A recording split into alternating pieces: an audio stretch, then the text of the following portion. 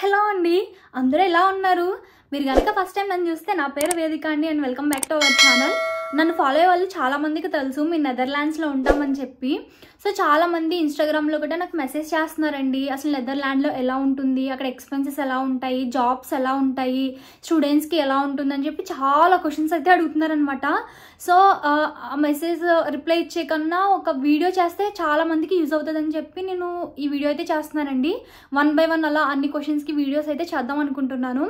First అయితే నెదర్లాండ్స్లో expenses ఎలా ఉంటాయని చెప్పి ఒక పెద్ద క్వశ్చన్ మార్క్ అండి అందరికీ.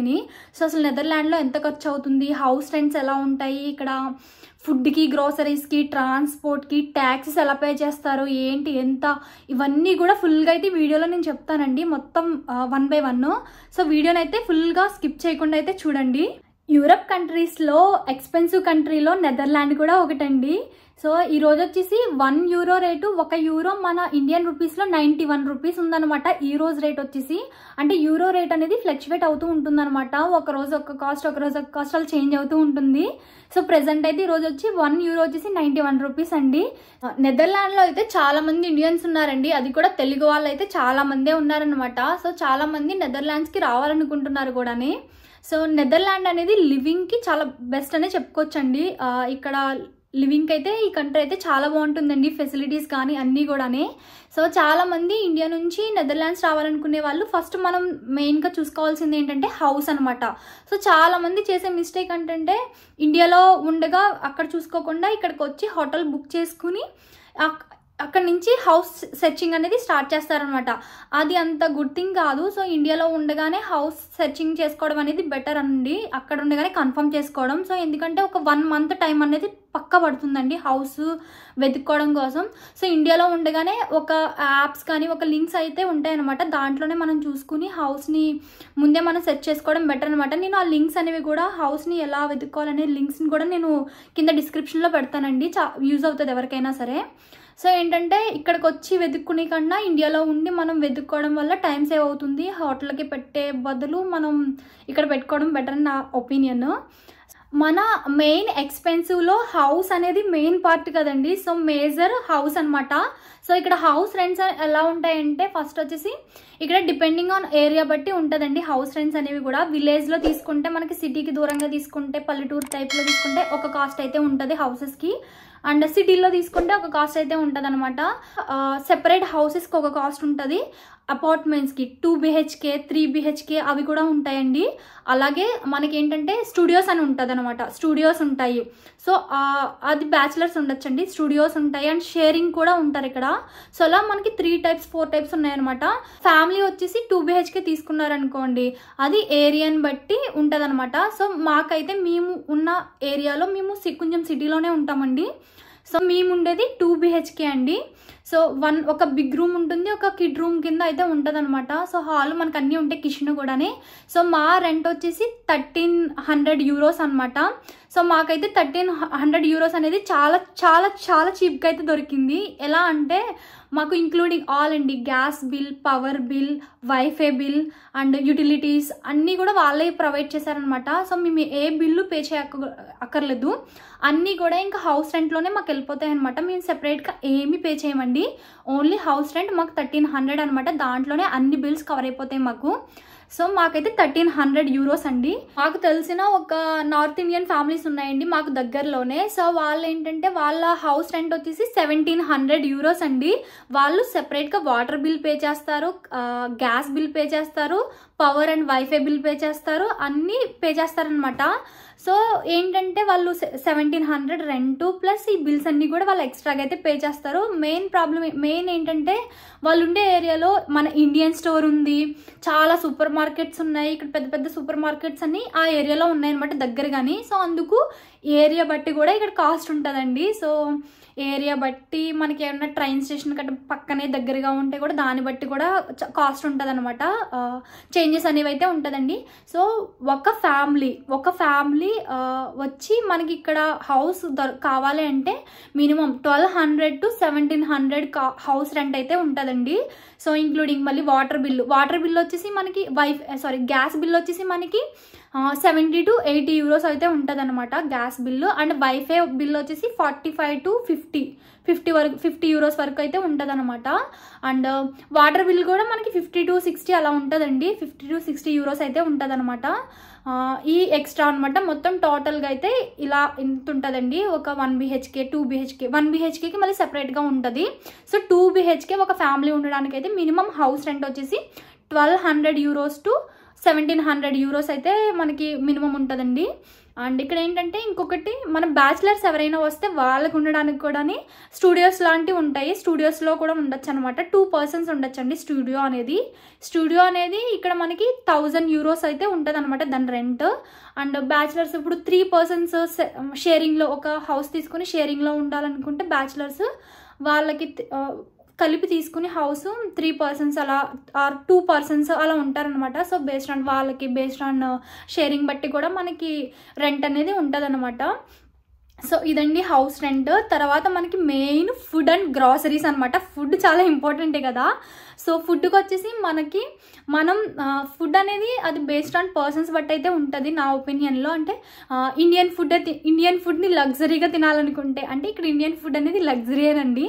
సో ఇండియన్ ఫుడ్ని లగ్జరీగా తినాలనుకుంటే, అంటే మార్నింగ్ ఇడ్లీ దోశ అంటే ఇండియాలో ఉన్నట్టు ఇక్కడ కూడా తినాలంటే దాన్ని బట్టి కాస్ట్ అయితే అవుతుంది అనమాట. మినిమం 500 to 800 అవుతుందండి. నేను అది కన్ఫర్మ్ చేసి చెప్పలేను, అది ఫుడ్ కాబట్టి. సో మనం దాన్ని బట్టి ఉంటుంది అనమాట. సో ఇక్కడ ఫుడ్ గ్రాసరీస్ మనకి ఇండియన్వి అన్నీ దొరుకుతాయండి. మనకి ఇండియన్వి దొరకడం అంటూ ఏది ఉండదు అనమాట. అన్నీ దొరుకుతాయి, కాకపోతే కొంచెం కాస్ట్ ఎక్కువ అండి. సో ఇండియన్వి అయితే మనకి అన్నీ దొరుకుతాయి, కాకపోతే కాస్ట్ అనేది చాలా ఎక్కువ ఉంటుంది అనమాట. ప్రతి సిటీకి ప్రతి ఏరియాలోని మనకి ఇండియన్ స్టోర్స్ అయితే అవైలబుల్గా ఉంటాయండి.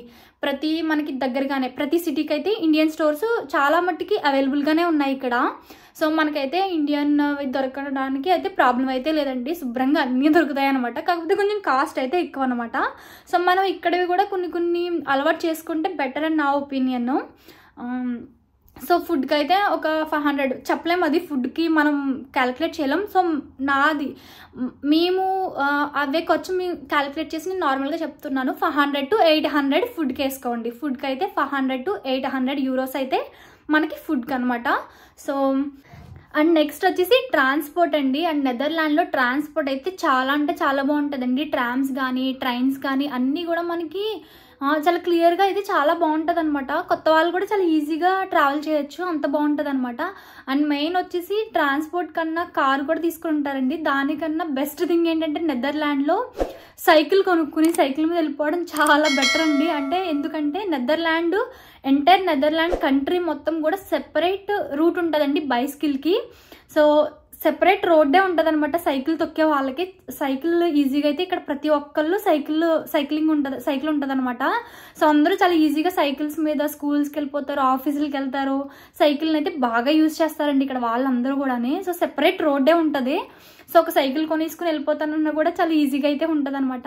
సో ట్రాన్స్పోర్ట్కి వచ్చేసి మనకి డైలీ ఆఫీసెస్కి వెళ్ళే వాళ్ళకైతే మంత్లీ పాస్ ఉంటుంది అనమాట. సో మంత్లీ పాస్ వచ్చేసి మనకి డిస్టెన్స్ బట్టి ఉంటుంది. మినిమం వచ్చేసి ఒక 100 యూరోస్ అయితే ఉంటుందండి monthly pass. And OV chip card అని ఉంటుంది. మనం అది తీసుకుంటే మొత్తం ట్రామ్స్కి ట్రైన్స్కి బస్సెస్కి అన్నిటికీ యూజ్ చేసుకోవచ్చు. మనం అందులో రీఛార్జ్ చేసుకోవడమే. సో ఈ మంత్లీ పాస్ కూడా మనం ఓవి చిప్ కార్డ్లోనే తీసుకోవచ్చు. అండ్ ఇంకొకటి ఏంటంటే వీకెండ్ పాస్ అవుట్ ఉంటుంది. సో 35 యూరోస్ అనమాట దానికి. సో అన్లిమిటెడ్ వీకెండ్స్ అనమాట. 1 మంత్ మొత్తం సాటర్డే సండే ఫుల్గా మనం తిరగచ్చు. సో అన్లిమిటెడ్ వీకెండ్స్ అనమాట. దానికి ఒక 35 యూరోస్ అయితే ఛార్జ్ చేస్తారు. ఎడ్యుకేషన్ అండి. అండ్ ఇక్కడ డచ్ మాట్లాడతారు అనమాట, లాంగ్వేజ్. సో ఇక్కడ 2 types ఆఫ్ స్కూల్స్ ఉంటాయండి. Dutch school and international schools అనమాట. డచ్ స్కూల్ అయితే అసలు ₹1 కూడా పే చేయాల్సిన అవసరం లేదండి. మొత్తం అంతా ఫ్రీ అనమాట, ఫ్రీ ఆఫ్ కాస్ట్. సో ఇక్కడ లోకల్ పీపుల్ ఎవరు కూడా వాళ్ళ పిల్లల స్టడీకి వాళ్ళు ఏమి ఇన్వెస్ట్ చేయరనమాట. డబ్బులు ఏమి పెట్టరు ఎక్కువ కూడా. ఎక్కువ ఎక్స్పెన్సెస్ అనేవి స్కూల్కి అయితే ఏం చేయరండి వాళ్ళు. సో మనకైతే ఎక్కువ అమౌంట్ మనం స్కూల్స్ మీద ఫీజెస్ మీద ఎక్కువ పెడతాము. బట్ ఇక్కడైతే స్టడీకి అయితే వాళ్ళు ఏం మనీ పెట్టాల్సిన అవసరం లేదండి. మొత్తం అంతా ఫ్రీ అనమాట. సో మనకేంటంటే మనం ఇండియా నుంచి వచ్చాం కాబట్టి సో మనం ఏంటంటే ఇంటర్నేషనల్ స్కూల్స్ అంటే ఇక్కడ ఇంగ్లీష్ స్కూల్స్ అనమాట. అవి ఇంటర్నేషనల్ స్కూల్స్ అంటే సో ఇండియా నుంచి వచ్చి ఆల్రెడీ పిల్లలు అక్కడ ఇండియాలో చదివి ఇంగ్లీష్ మీడియంలో చదివి ఇక్కడికి వస్తారు కాబట్టి సో వాళ్ళు ఈ డచ్ని లాంగ్వేజ్ని అడాప్ట్ చేసుకోలేరు కదండి. సో మనం పక్కాగా ఇంటర్నేషనల్ స్కూల్స్లోనే జాయిన్ చేస్తాం. సో ఇంటర్నేషనల్ స్కూల్స్లో అయితే ఫీజు అయితే కొంచెం ఉంటుందన్నమాట, కొంచెం ఎక్స్పెన్సివ్ అండి. సో నేను నార్మల్గా చెప్తున్నాను. సో ఒక చైల్డ్కి పర్ ఇయర్కి 3,500 euros to 8,000 euros వరకు అయితే ఉంటుందండి. అది డిపెండ్స్ అనమాట. సో మనకి ఇంకా ఎక్కువ కావాలంటే 20,000 వరకు కూడా ఉన్నాయన్నమాట. సో అది డిపెండ్స్ టోటల్ కానీ. సో మినిమం వచ్చేసి 3,500 euros to 8,000 euros వరకు అయితే మనకి స్కూల్ ఫీజు అయితే అవుతుంది అనమాట. చెప్పినప్పుడు ఈ 3,500 4,000 to 8,000 euros అనేది ఓన్లీ ఇది మళ్ళీ ఇందులో కూడా ఉందన్నమాట. అంటే గవర్నమెంట్ సగం పే చేస్తుందండి ఈ ఫీజు అని చెప్పింది. గవర్నమెంట్ సగం పే చేస్తే మనం సగం పే చేసేది అనమాట. ఇది ఇలా కాకుండా టోటల్ ప్రైవేట్ ఉంటే కూడా అది 20,000 కంటే ఎక్కువ అవుతుంది అనమాట పర్ ఇయర్ పర్ కిడ్కి. సో గవర్నమెంట్ ఎయిడెడ్ కానివి 20,000 కంటే ఎక్కువ ఉంటుందండి ఫీజు పర్ ఇయర్ వచ్చేసి. గవర్నమెంట్ ఎయిడెడ్ ఉన్న ఏ స్కూల్స్ ఉన్నాయో అవి వచ్చేసి సగం వాళ్ళు ఒక 2,000 ఉంటే ఫీజు 1,000 గవర్నమెంట్ పే చేస్తే 1,000 మనం పే చేస్తాం. అలాంటివి వచ్చేసి ఆ ఫీజు వచ్చేసి ఇలా మనకి 3,800 4,000 to 8,000 అలా అయితే యూరోస్ అయితే ఉంటుంది అనమాట. సో ఇవి సగం గవర్నమెంట్ ఆల్రెడీ పే చేసి సగం మనం పే చేయాల్సిన అమౌంట్ అండి ఇదైతేని. సో మొత్తం టోటల్గా ప్రైవేట్ గవర్నమెంట్ ఎయిడెడ్ కానివి ప్రైవేట్ ఉన్నవి అయితే 20,000 పైగా కూడా ఉంటాయన్నమాట. సో స్కూలింగ్ అనేది ఇక్కడ కొంచెం ఎక్స్పెన్సివ్ అనమాట. ఓన్లీ ఇంటర్నేషనల్ స్కూల్ అయితేనే. డచ్ స్కూల్ అయితే మనం ₹1 కూడా పే చేయాల్సిన అవసరం లేదండి, టోటల్ ఫ్రీ అనమాట. నెక్స్ట్ వచ్చేసి ఇన్సూరెన్స్ అండి. సో ఇక్కడ ఏంటంటే బేసిక్ హెల్త్ ఇన్సూరెన్స్ వచ్చేసి ఒక పర్సన్కి పర్ మంత్ మనకి 150 euros వరకు అయితే ఛార్జబుల్ అండి అది. సో బేసిక్ హెల్త్ ఇన్సూరెన్స్ అనమాట. దానికి మళ్ళీ ఇంకా చాలా ఉన్నాయన్నమాట. 250-200 euros కూడా ఛార్జ్ చేస్తారు. అది ఇంకా దాంట్లో కూడా ఇంకా చాలా అనమాట. ఇది బేసిక్ హెల్త్ ఇన్సూరెన్స్ వచ్చేసి 150 euros అండి. అండ్ నెదర్లాండ్లో మనకి ప్రైవేట్ హాస్పిటల్స్ గవర్నమెంట్ హాస్పిటల్స్ అని ఏమి ఉండవండి, మొత్తం అన్నీ కూడా గవర్నమెంట్ హాస్పిటల్సే అనమాట. సో మనకి ఏమొచ్చినా కూడా ఈ బేసిక్ హెల్త్ ఇన్సూరెన్స్ ఉంటే మనం ₹1 కూడా పే చేయక్కర్లేదు, మొత్తం అంతా ఫ్రీ అనమాట మనకు హాస్పిటల్ అంతా కూడా. సో మళ్ళీ ఇందులో కూడా ఇన్సూరెన్స్లో కూడా చాలా ఉన్నాయండి. కొన్ని ఎలా అంటే మనకి ఏమన్నా మన హెల్త్ కండిషన్స్ బట్టి కూడా మనకి హెల్త్ ఇన్సూరెన్స్ అయితే ఇక్కడ ఉన్నాయన్నమాట. దానికి సెపరేట్గా మళ్ళీ కాస్ట్ ఉంటుంది అనమాట. సో బేసిక్ హెల్త్ ఇన్సూరెన్స్ వచ్చేసి ఒక పర్సన్కి 150 euros వరకు అయితే ఉందండి. అండ్ ఇంకొన్ని మన హెల్త్ కండిషన్స్ బట్టి మనం తీసుకుంటే అది 200-250 euros వరకు కూడా ఉందన్నమాట కొన్ని. అండ్ ఇక్కడ కిడ్స్కి పిల్లలకి అండర్ 18 years కంటే తక్కువ ఉన్న ప్రతి ఒక్కరికి హెల్త్ ఇన్సూరెన్స్ అనేది ఫ్రీ అనమాట. పేరెంట్స్కి ఎలాగా ఉంటుంది కాబట్టి అది కవర్ అయిపోతుందండి. కిడ్స్కి అనేది హెల్త్ ఇన్సూరెన్స్ అయితే ఏముండదు అనమాట. 18 years వరకు కూడా ఫ్రీ అనమాట. సో బేసిక్ హెల్త్ ఇన్సూరెన్స్ వచ్చేసి మనకి పర్ మంత్ 150 euros అయితే పే చేయాలండి. హెల్త్ ఇన్సూరెన్స్ ఒకటి తీసుకుంటే మనకి అన్ని అందులో కవర్ అయిపోతాయండి. బేసిక్ హెల్త్ ఇన్సూరెన్స్ వచ్చేసి అంత ఉంటుంది అనమాట. దాంట్లో ఇంకా టాప్ ఇన్సూరెన్స్ కూడా ఉంటాయన్నమాట. సో దాన్ని బట్టి దానికి కాస్ట్ ఉంటుందండి. సో లైక్ మన హెల్త్ కండిషన్స్ బట్టి ఫిజియోథెరపీ కానీ డెంటల్ కానీ అలా డిఫరెంట్ ఉంటాయన్నమాట. సో దానికి సెపరేట్ కాస్ట్ వేరేగా ఉంటుందండి. అండ్ ఇంకొకటి వచ్చేసి లైబిలిటీ ఇన్సూరెన్స్ అని ఉంటుంది. ఇది నాకు తెలిసి చాలా మందికి తెలియదండి. ఇది వచ్చేసి లైబిలిటీ ఇన్సూరెన్స్ అండి. అసలు లైబిలిటీ ఇన్సూరెన్స్ అంటే ఏంటంటే మన వల్ల కానీ ఒక పర్సన్స్కి కానీ మన వల్ల మనం సైకిల్తో కానీ కార్తో కానీ వేరే వాళ్ళకి ఏమైనా ఇబ్బంది కలిగించిన యాక్సిడెంట్ లాంటివి చేసిన వేరే ప్రాపర్టీ ఏమైనా డ్యామేజ్ చేసిన పర్సన్స్ కానీ ఏమైనా ఇబ్బంది అయినా కూడా ఈ ఇన్సూరెన్స్ ఉంటే మనకి అమౌంట్ అనేది కవర్ అయిపోతుంది అనమాట. ఇది చాలా హెల్ప్ అవుతుందండి ఈ లైబిలిటీ ఇన్సూరెన్స్ అనేది. సో మనం దేశంలో ఉన్నాం కాబట్టి మనకి ఇలాంటి ఇన్సూరెన్స్ ఒకటి తీసుకుంటే మనకైతే బాగా యూజ్ అవుతుంది అనమాట. సో ఎప్పుడు ఎలా ఉంటుందో మనం చెప్పలేము కాదు కాబట్టి సో మనం కార్ మీద వెళ్తున్నా సైకిల్ మీద వెళ్తున్నా ఎవరికైనా చిన్న డ్యామేజ్ అయినా చిన్న ఇబ్బంది అయినా కూడా మనం ఏమైనా ఛార్జ్ చేయాల్సి వస్తే ఈ ఇన్సూరెన్స్ ద్వారా మనం కవర్ అయిపోతుంది అనమాట. సో మనకి ఇది పడుతుందండి. ఇది వచ్చేసి లైబిలిటీ ఇన్సూరెన్స్ వచ్చేసి మంత్కి మనకి 20 euros వరకు అయితే మనం పెర్ మంత్ పే చేయాల్సి వస్తుందండి. అండ్ ఇంకొకటి లీగల్ ఇన్సూరెన్స్ అనమాట. లీగల్ ఇన్సూరెన్స్ అంటే ఏంటంటే మనకి ఓనర్తో కానీ ఎవరితో కానీ ఏమైనా లీగల్గా ఇష్యూస్ ఏమైనా ఉంటే కనుక సో ఈ లీగల్ ఇన్సూరెన్స్ వల్ల మనం అవన్నీ అమౌంట్ పెట్టుకోవాల్సి వస్తుంది కదండి. ఏమైనా లీగల్ యాక్షన్స్ ఏమైనా అప్రోచ్ అవ్వాలన్నా కూడా అమౌంట్ అంతే లీగల్ ఇన్సూరెన్స్ ద్వారా కవర్ అయిపోతుంది మనకి. అది ఒకటి 15 euros అయితే పే చేయాల్సి వస్తుంది పర్ మంత్ కి. వచ్చేసి ట్యాక్స్ అండి. సో మనం ఇక్కడ ఇయర్ కి ఒకసారి అయితే ట్యాక్స్లు అయితే పే చేస్తామండి. ఇక్కడ ఏమేమి ట్యాక్స్ ఉంటాయి అనేది కూడా చెప్తాను నేను. సో జనవరి నుంచి న్యూ ఇయర్ స్టార్టింగ్ నుంచి ఎండింగ్ వరకు జాన్ టు డిసెంబర్ ఈ ఇయర్కి మొత్తం ఈ హౌస్కి ఏమేమి జరుగుతున్నాయని చెప్పి మొత్తం ఇయర్ అంతా కూడా మనకి మున్సిపాలిటీ ట్యాక్స్ అనేది వేస్తారనమాట. సో మున్సిపాలిటీ ట్యాక్స్ వచ్చి ఈ జాన్ నుంచి డిసెంబర్ వరకు ఈ హౌస్లో వాటర్ కానీ అండ్ మెయింటెనెన్స్ కి తీసుకుంటారండి. అండ్ ఇక్కడ చెత్తని కలెక్ట్ చేసినందుకు కూడా గార్బేజ్ కలెక్షన్ కూడా మనకి ట్యాక్స్ వేస్తారనమాట. మాకు గార్బేజ్ కలెక్షన్స్ కి వచ్చేసి ట్యాక్స్ వచ్చేసి 1 year కి per year మేము పే చేయాల్సింది €450 అండి. చెత్త కలెక్ట్ చేసినందుకు €450 అనమాట. మున్సిపాలిటీ ట్యాక్స్ అనేది €550 అండి. అది బేస్డ్ ఆన్ మున్సిపాలిటీని బట్టి ఉంటది అనమాట. సో ఒక్కొక్క మున్సిపాలిటీ ఒక్కొక్కలా ఉంటది కాబట్టి బేస్డ్ ఆన్ మున్సిపాలిటీ మనకి ఆ ట్యాక్స్ అయితే ఉంటది అనమాట. సో ఇక్కడ వాటర్ అండ్ క్లీన్ చేసినందుకు మెయింటైన్ చేసినందుకు హౌస్ కి మొత్తానికి మనకి మున్సిపల్ ట్యాక్స్ అయితే €550 అండి. అండ్ ఇక్కడ వాటర్ అనేది చాలా బాగుంటుందండి. మనకి కిచెన్ లో వాటర్ సెపరేట్ గా, బాత్రూమ్ లో వాటర్ సెపరేట్ గా, తాగడానికి వాటర్ సెపరేట్ గా అలా ఏముండదండి. ప్రతి ట్యాప్ లో కూడా ప్యూరిఫై అయ్యే వస్తుంది అనమాట వాటర్ అంతా కూడా. సో ప్రతి ట్యాప్ వాటర్ మనకి డ్రింకింగ్ వాటర్ అనమాట. ఈజీగా మనం గ్లాస్ పెట్టుకుని ఈజీగా తాగేయచ్చండి. ప్రతి ట్యాప్ వాటర్ కూడా అంత ప్యూరిఫై అయ్యి వస్తుంది అనమాట. దానికి కూడా ట్యాక్స్ కలెక్ట్ చేస్తారు.